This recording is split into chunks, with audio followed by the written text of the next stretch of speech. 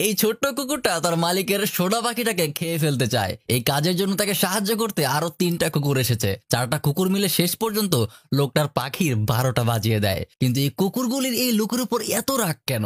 চলুন গল্পটা একদম প্রথম থেকে শুরু করা যাক। তবে ওয়ার্নিং দিয়ে নিচ্ছি, আপনাকে অনেক অনেক হাসতে হবে, তাই পর্যাপ্ত এনার্জি নিয়ে ভিডিও দেখবেন। আর হ্যাঁ, কিছু সময় চোখে পানিও চলে আসতে পারে। যদি আপনি আমার মতো ইমোশনাল বান্দা হন তাহলে টিস্যুও রাখতে পারেন। তাহলে চলুন গল্পটা শুরু করা যাক।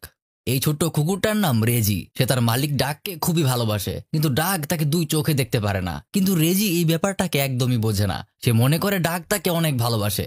ডাক কখনো রেজিকে রাখতেই চায়নি। কিন্তু একদিন তার গার্লফ্রেন্ড একটা পেট শপে গিয়ে রেজিকে দেখে অনেক পছন্দ করে ফেলে আর ডাগের কাছে তাকে রেখে দেওয়ার জন্য আবদার করে। তাই গার্লফ্রেন্ডের আবদার রাখতে অনেকটা বাধ্য হয়েই ডাগ রেজিকে নিজের কাছে রেখে দেয়। কিন্তু একদিন রেজির কারণেই ডাগের সাথে তার গার্লফ্রেন্ডের ব্রেকআপ হয়ে যায়। ডাক তার গার্লফ্রেন্ডের সাথে কথা বলছিল, তখনই রেজি পাশের রুম থেকে একটা মেয়েদের কাপড় নিয়ে আসে। ডাগের গার্লফ্রেন্ড দেখে এই কাপড়টা তো তার না, এটা অন্য কোনো মেয়ের কাপড়। সে বুঝতে পারে ডাক তার আড়ালে তার সাথে চিটিং করছে, তাই সে তার সাথে ব্রেকআপ করে সেখান থেকে চলে যায়। গার্লফ্রেন্ড তো চলে যায়, কিন্তু রেজি ডাগের কাছেই থেকে যায়। এখন ডাক তো কুকুর একদমই পছন্দ করে না। সে সবসময় রেজিকে ইগনোর করে আর গালাগালি করে। কখনো সে তাকে হারামজাদা বলে আর কখনো বজ্জাত বলে ডাকে। এর মাঝে ডাকের বাড়িওয়ালা তাকে ঘর ছাড়ার নোটিশ দিয়ে দেয়। সে সব জিনিস প্যাক করে যখন ফোনে কথা বলছিল, তখন রেজি একটা বল নিয়ে খেলতে গিয়ে তার নেশা করার বংটা ভেঙে ফেলে। তাই ডাক ঠিক করে এবার রেজিকে সে দূরে ফেলে দিয়ে আসবে। সে তাকে গাড়িতে ওরে কিছুটা দূরে নিয়ে যায় আর বলটাকে দূরে ছুড়ে দিয়ে সেটা আনতে বলে।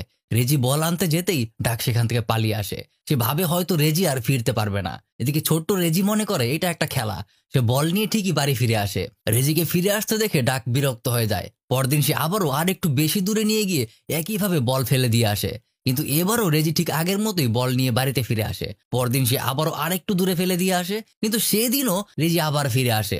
ডাক এবার বিরক্ত হয়ে ঠিক করে এবার তাকে একদম শহরের বাইরে ফেলে দিয়ে আসবে। তাই সে তাকে গাড়িতে করে 200 কিলোমিটার দূরে অন্য একটা শহরে নিয়ে যায়। তারপর সেখানের একটা রাস্তায় তাকে বলের খেলা দিয়ে ফেলে আসে। এদিকে রেজি তো ভাবছে ডাক তাকে ভালোবাসে আর ডাক তাকে নিয়ে খেলা করছে, কিন্তু ডাক যে তাকে ফেলে দিয়ে তার কাছ থেকে মুক্তি চাইছে এটা সে বুঝতে পারে না। সহজ সরল মনের কুকুরের মনে তো আর এত চিন্তা নেই।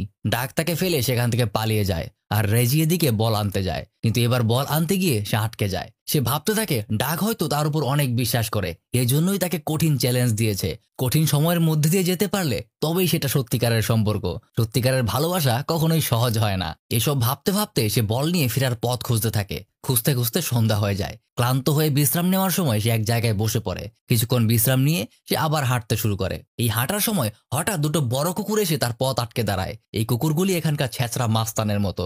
এরা দুজন মিলে রেজিকে ভয় দেখাতে শুরু করে। একজন জোর করে রেজির বলটাও কেড়ে নেয়, কিন্তু ছোট্ট রেজি তাদের কথা ঠিক মতো